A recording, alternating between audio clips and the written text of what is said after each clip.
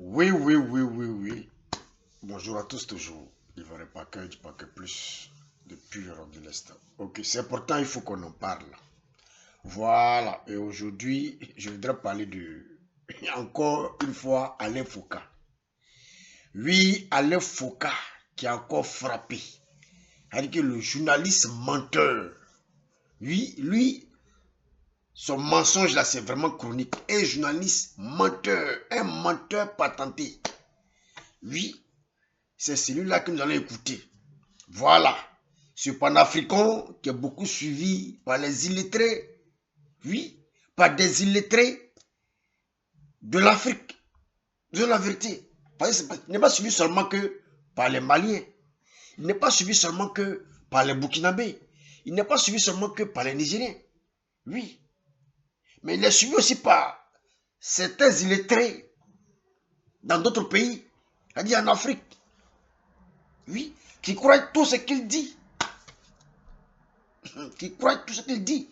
C'est-à-dire que qui n'ont pas le discernement de comprendre que ce monsieur est un menteur patenté, est un vrai menteur chronique. C'est ces gars-là, aujourd'hui, qui ont détruit le Mali, dans la propagande, qui ont détruit le Niger, qui ont détruit le Burkina Faso. Oui, oui, c'est ces personnes-là qui ont été achetées par la Russie, oui, pour déstabiliser l'Afrique. Oui, oui. Et moi, je suis choqué après tout ces dits-là. Ce mec-là se trouve dans un pays où il y a la tranquillité. J'aurais appris que sa chaîne a été montée quelque part au Togo. Voilà. Et donc, c'est du Togo, il fait sa propagande. C'est du Togo, il fait sa propagande de mensonges. Pourtant, il dit que le Niger, le Mali, le Burkina, la Guinée, voilà, c'est des pays qui se sont soulevés. Voilà, des personnes. Vous allez écouter, ils sont venus au pouvoir et ils ont libéré leur pays. Mais je ne comprends pas pourquoi est-ce qu'il n'est pas allé dans ces pays-là, aller créer sa chaîne. Pourquoi est-ce qu'il n'est pas allé créer sa chaîne dans ces pays-là? Pourquoi? Parce que ces pays sont libérés. C'est des pays souverains. Mais pourquoi tu n'es pas allé créer ta chaîne là-bas? Et puis tu allais créer ta chaîne, je ne sais pas si au Togo, au Bénin ou quoi. Vous allez écouter Alain Foucault. Je suis déçu de ce gars-là. Avant, c'était quelqu'un qui travaillait à RFI, qui était vraiment suivi par des présidents, voilà, qui bougeait un peu partout. RFI l'envoyait un peu partout. Voilà, soit souvent en Côte d'Ivoire, souvent dans des, vous voyez un peu, dans des pays un peu partout. Il allait interviewer les présidents. Vraiment, il avait un carnet d'adresse vraiment chargé. C'était quelqu'un qui était aimé. Mais aujourd'hui, vous avez vu, dès que les gars ont su que ce gars-là n'est pas sérieux, oui, dès qu'ils ont su que ce gars-là, vraiment, c'est un gros menteur, un menteur patenté, il n'est pas sérieux. Oui, RFI l'a viré. Oui, aujourd'hui, son carnet d'adresse, ça diminue tout. Ses amis présidents qu'il avait, il avait vu ce qu'il avait. Tout ceux-là l'ont laissé tomber. Ils ont compris que ce gars-là, c'est un élément très dangereux. Oui, oui, oui. C'est un élément très, très, très, très dangereux. Ce Camerounais-là. Oui, oui, oui. Un élément très, très dangereux. Ça, c'est des gars qui sont payés derrière par la Russie pour faire du sale boulot. Oui. Ça, c'est les gars là, Kémy Seba, Alain Foucault, Franklin Nyamsi, Nathalie Nyang et autres. On aurait même appris dans une vidéo que j'ai faite il y a longtemps, oui, que son compte a été bloqué. Parce qu'à chaque fois qu'elle faisait des vidéos de propagande, elle recevait de l'argent. Beaucoup d'argent, autant de Prigogine. Pareil pour l'autre, Kémy Seba. Elle, son compte a été bloqué lorsqu'ils ont commencé à faire les vérifications. Mais les gens ne comprenaient pas d'où venait tout cet argent-là. Alors qu'elle ne travaillait pas. Elle faisait croire qu'elle était ministre en Côte d'Ivoire. Voilà encore une menteuse patentée. Donc elle était considérée en Russie, qu'elle était en Russie comme, elle dit que une femme vraiment intellectuelle, comme une femme vraiment importante. Alors que c'était une menteuse patentée comme ce mec-là. C'est aussi une Camerounaise. Hein. Vraiment. Bon, on va pas tarder. On va écouter Ce vieux menteur là. Un menteur patenté. Écoutez.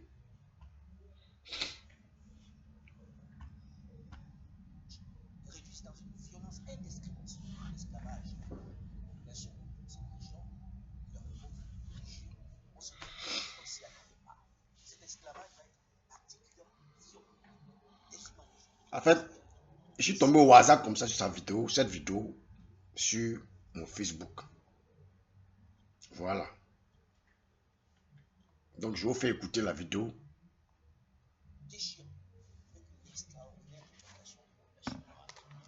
Entre le Moyen-Âge et le XXe siècle, les Arabes et les Ottomans font 17 millions d'esclaves.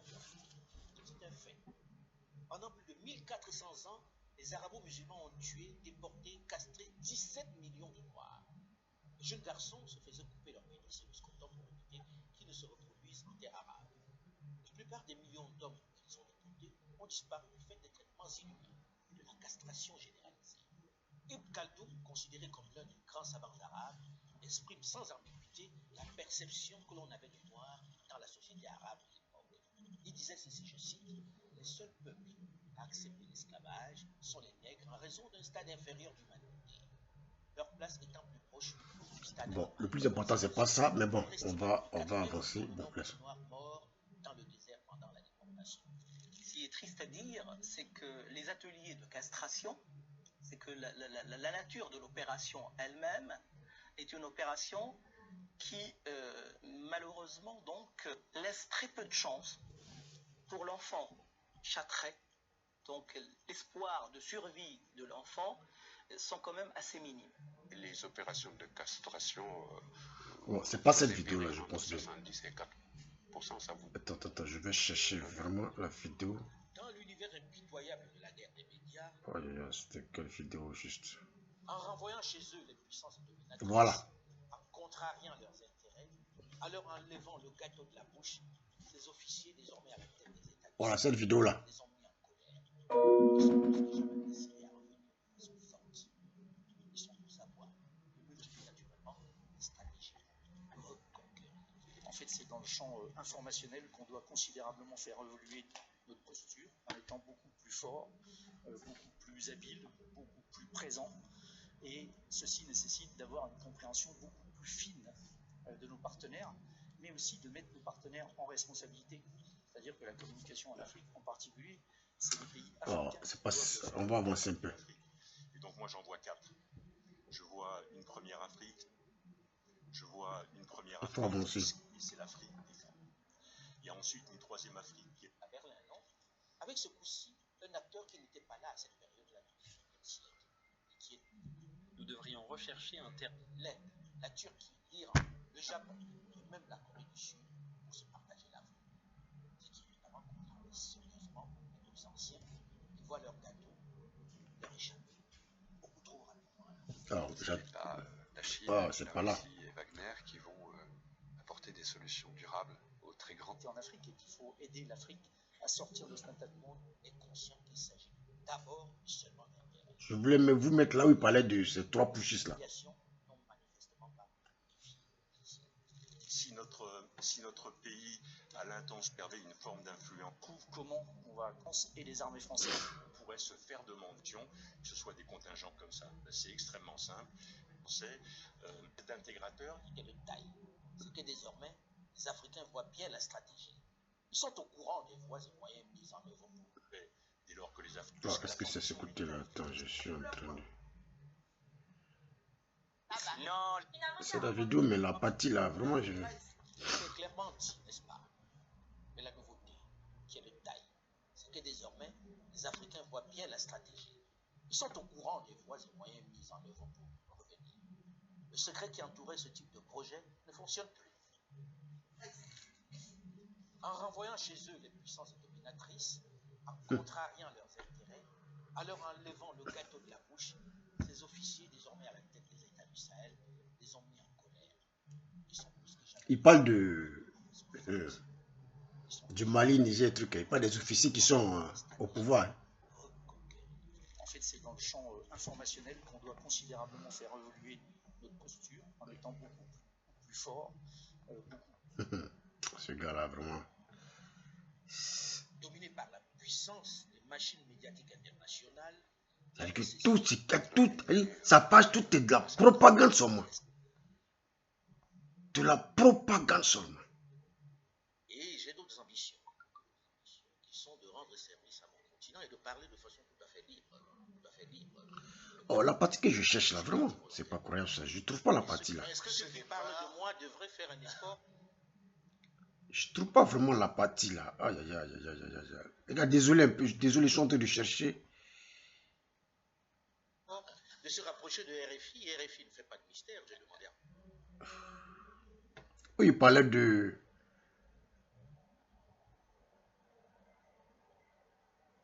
Il parlait de IB Cacao. Il parlait de, comment dirais-je, le président du Niger. Il parlait de la Guinée et autres. Comme quoi...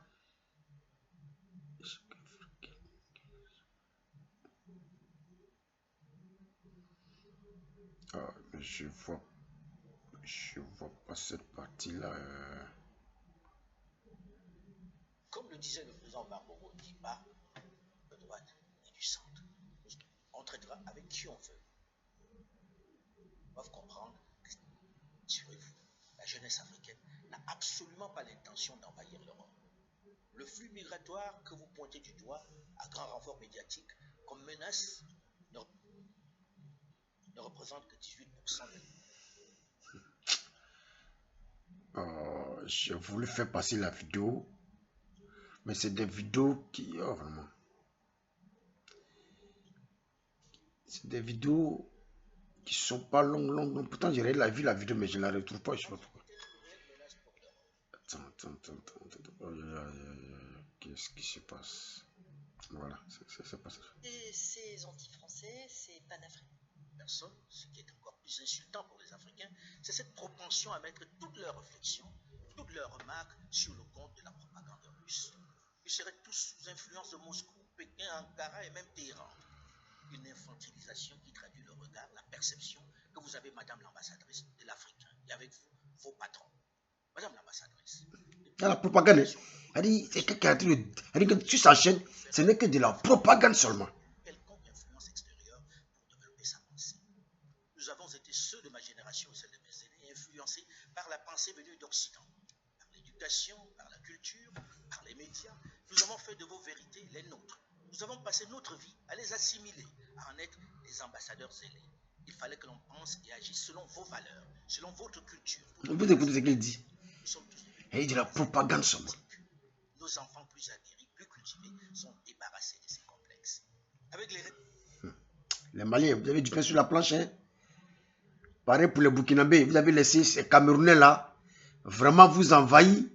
Hey, ils sont en train de détruire même votre pays.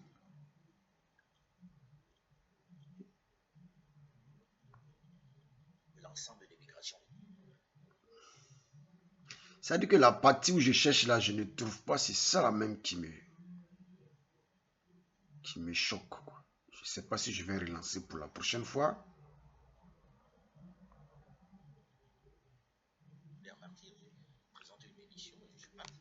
Alors, est-ce que ce départ n'était pas... Voilà. C'est le même, hein. Même le journaliste qui l'interroge là, voilà, ce gars-là, c'est le même. C'est le même, hein. C'est le même. Voilà, hein. C'est le même. C'est-à-dire que lui, c'est un gars qui a duré en Côte d'Ivoire, hein, ce gars-là. Et après, il a quitté le pays. Bon, je ne sais pas si on l'a chassé. Mais c'est un gars aussi qui est sur les réseaux sociaux en train de dire des choses sur la Côte d'Ivoire. Je me rappelle bien sur un débat au Sénégal, je ne sais où là, où il a été interrogé aussi. Il était aussi dans ce débat-là. Mais le gars, c'est-à-dire que le gars, vraiment, le gars disait des choses même, toi-même, quand tu entends, tu es dépassé. Parce qu'on parle de la Côte d'Ivoire. Voyez un peu.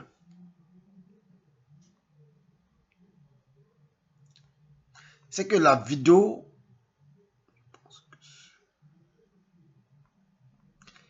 que je cherche, ce mec-là a de la chance. Parce que je sais là, oh, vraiment, c'est pas croyable. C'est pas croyable, c'est des vidéos.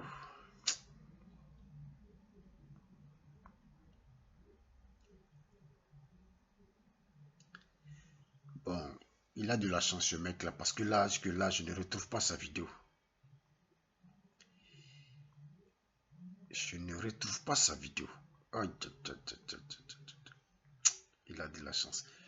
Bon, on va pas aller loin. Ce que sur la vidéo, il a parlé de... Voilà, bon, il a parlé du Mali. Voilà, du Burkina et du Niger. Et même de la Guinée. Comme quoi, c'est pushiste. Voilà. C'est pushiste au pouvoir aujourd'hui dans ces trois pays. On fait ce que d'autres dirigeants n'ont pas pu faire. Oui, oui. On fait ce que d'autres dirigeants n'ont pas pu faire. Pas peur. Et qu'eux, ils ont eu le courage de se lever. Voilà. Et de prendre le pouvoir. Voilà. De prendre le pouvoir et de chasser tous les blancs. De chasser tout. Ouais, de chasser, je peux dire de chasser l'Europe, de chasser l'Amérique, de chasser. Ça dit que pour lui, c'est ça la souveraineté, chasser tout le monde. Et vivre maintenant en autarcie. Voilà. Pour lui, c'est la bonne décision. Et que ces gars-là ont pris une bonne décision. Oui, oui. Et que ces gars-là, ça, c'est des vrais panafricains. Voilà. Que c'est ce qu'il fallait. J'ai commencé à rire. Je me suis dit, mais ce toka-là, vraiment, ce toka-là, il a quoi dans la tête? Mais pour moi, c'est un toka, il a quoi dans la tête? Nous sommes dans un monde connecté.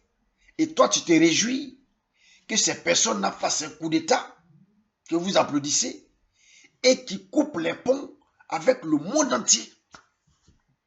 Oui. Qui coupent les ponts avec le monde entier. Pour la souveraineté, c'est vivre en autarcie. Chasser tout le monde et vivre seul dans son coin. D'après lui, ce qu'il a eu à dire encore est que depuis que ces positions là, le terrorisme a baissé. La sécurité, c'est pas comme avant. Et que les choses évoluent. Dites-moi ici les frères les frères, comment dirais-je, maliens, les frères burkinabés. Vous qui êtes au Burkina là, et au Niger là, attendez, de vous à moi, le terrorisme a baissé. De vous à moi, le terrorisme, est-ce que le terrorisme a baissé dans vos pays là? Est-ce que les choses ont changé dans votre pays là? Est-ce qu'il y a eu évolution? Récemment, Tikendia a chanté ici. Tikendia qui était l'un de vos artistes panafricains, qui était adulé. Lui-même, récemment, il a reconnu qu'au Burkina, on a emprisonné des personnes. Oui, tout simplement parce qu'ils ont dénoncé ce qui n'est pas bon. Tout simplement parce qu'ils ne sont pas du côté, voilà, comment dirais-je, de Ibé Cacao. Ou du côté de Tchani, ou du côté de trucs. Ils sont emprisonnés. Il a chanté, c'est devenu un taulier. La dictature au Burkina, la dictature au Mali, la dictature au Niger. Il voit tout ça là, mais il dit que non, c'est bien. Tout simplement parce que, voilà, ces pays-là ont chassé les Européens, ont chassé les Américains. C'est des gens qui se sont fait de l'argent aujourd'hui en Europe. Oui, qui se fait de l'argent. Il a travaillé. Je vous dis que les Maliens, les Burkinabés, les Nigériens, ce gars travaille à RFI. Il s'est enrichi beaucoup à RFI. Ils l'ont chassé, pourquoi? À cause de ses positions vraiment, je ne sais pas, à cause de ses positions de panafricanisme. Et c'est ceux-là qui étaient payés dans la discrétion par Wagner, passant par Kémy Séba, Nathalie Nyang et autres. Aujourd'hui, il a eu beaucoup d'argent. Beaucoup d'argent. Et il est venu créer sa propre chaîne. Mais au lieu de créer cette chaîne-là au Mali, au Burkina ou au Niger, il est venu créer ça qui n'est pas au Togo. C'est au Togo ou au Bénin. Et est en train de faire de la propagande. Oui. En train de faire de la propagande. C'est ceux-là qui ont détruit le Burkina, le Mali et le Niger aujourd'hui. Parce que dans ces pays-là, il y a trop d'illettrés. Trop d'illettrés. Trop d'illettrés dans ces pays-là. Trop d'illettrés. En tout cas, c'est le président togolais qui accepte ces personnes-là sur son territoire pour faire pour de la propagande, quoi. Vraiment. Le pays est souverain, ce qui est fait au Mali, au Burkina, au Niger, voilà, c'est bien pour lui. Mais il ne va pas installer sa chaîne là-bas. Il vient installer sa chaîne dans des pays qui sont tranquilles. Oui, dans un pays qui est tranquille, où il y a la paix, oui, où les gars luttent contre le terrorisme, et sa chaîne est implantée là-bas. Et c'est lui qui dit que là-bas, voilà, du côté du Mali, du Burkina, du Niger, là-bas, il y a la paix, il y a la souveraineté. Le terrorisme a diminué, alors qu'il n'est pas là-bas. Pourtant, récemment, là, on a vu au Burkina le 8 août dernier, les terroristes ont frappé. Ils sont partis à plein d'armes, des cargaisons d'armes. Au Mali, tout récemment au nord, pourtant il fait croire que tout va bien. Tout récemment au nord, dans une ville comme on appelle la Zaten ou bien je ne sais quoi, une ville des Touaregs, où il y a eu plusieurs morts, y compris les gars de Wagner. Hein? Vous pouvez vous imaginer un peu quelqu'un qui vous dit que tout va bien. Regardez d'abord le salaire des gars de Wagner. Des Wagner, des gars qui n'ont pas fait l'armée, des gars qui sont pris dans des prisons, qui ont fait des violeurs, des tueurs, des assassins. Que Poutine, lui, ne met pas ça dans son armée. Il prend ça pour envoyer en Afrique. Précisément où? Au Mali, au Burkina. Ces personnes-là viennent violer, tuer. C'est gratuit. Ils ont un salaire, voilà, 10 000 dollars. 10 000 dollars par mois. Et tout le temps qu'ils sont là, ils sont payés par mois 10 000 dollars. Et quand il y a mort, ce n'est pas moins de 100 000 dollars. Et tout cela sur le compte du contribuable malien, burkinabé, du Niger. Alors que nos propres frères qui vont faire ce combat-là, hein, à la peau noire comme nous, sont payés à 150 euros, 150 dollars, 200 dollars. Vous trouvez ça normal, les Maliens? Vous trouvez ça normal, les frères burkinabés? Et vos propres frères qui vont aussi combattre avec ceux-là, hein, combattre le terrorisme avec ceux-là, sont payés à 150, 200 dollars. Alors que les Russes, les violeurs, les prisonniers là sont payés à 10 000 dollars. Et quand ils meurent, pas moins de 100 000 dollars. Tout ça sur votre dos. Alors que chaque fin du mois, on vous coupe l'argent effort de guerre. C'est pour payer ces Wagner là. Ne vous disent pas toute la vérité. Oui. Et nos frères là, quand ils meurent au front, j'appelle ça front, quand ils meurent, ça veut dire qu'on creuse un gros trou. Allez, on les enterre. Ça veut dire que même 5 francs, les parents ne reçoivent pas. Même 5 francs, les parents ne reçoivent pas. Mais ces tueurs-là, ces Wagner, ces prisonniers-là, d'abord, 10 000 chaque fin du mois. 10 000 dollars chaque fin du mois. Sans compter encore, dès qu'il y a mort, leur rapatriement sur le dos du contribuable burkinabé, malien, et en plus encore de l'argent de plus, pas moins de 60 000 dollars. Alors que vos propres frères qui meurent au front, souvent on n'entend pas parler d'eux. On cause un gros tour, on ferme, c'est fini. On ne sait même pas où ils sont, c'est fini. Même 5 francs, les parents ne reçoivent pas. Pourtant, lève ce salaud au front. Vous voyez ce qu'on vous donne, ce qu'on vous sert comme mensonge. Et on vous dit, ces mecs-là vous disent que non, voilà, c'est bien. C'est la souveraineté. Voilà, parce qu'il a eu le courage de chasser les Américains, de chasser les Français. Le gars, lui, fait son combat contre la France parce qu'il a été chassé des RFI. Il fait son combat contre la France parce que voilà. Alors, lui, c'est une manière de se venger. Et vous le suivez. C'est-à-dire qu'il est suivi par plein d'illettrés et même d'intellectuels aussi, soit panafricains. C'est le même panafricanisme là on suit. Vous suivez comme ça. Mais ça fait mal. Les frères maliens, burkinabés, nigériens, quand est-ce que vous allez vous réveiller, chasser ces personnes-là de votre territoire? Quand est-ce que vous allez vous réveiller? Vous allez comprendre que ces personnes sont en train de vous mentir. Ils sont en train de s'enrichir sur votre dos. Oui. Quand est-ce que vous allez vous réveiller? Quand Quand est-ce que vous allez vous réveiller? À chasser les Franklin Nyamsi sur vos territoires. À chasser les Alain Foucault, à chasser les sur vos territoires. Pourquoi ils ne vont pas faire ça au Cameroun? Est-ce que vous êtes à l'aise avec cette vie que vous vivez au Mali là, à ce moment? Où tout est bloqué, vous êtes en autarcie, rien ne marche, il n'y a pas de lumière. Les terroristes de gauche à droite, vous souffrez. Mais vous encouragez ces personnes-là. Vous suivez encore ces personnes-là. qui vous parlent de souveraineté.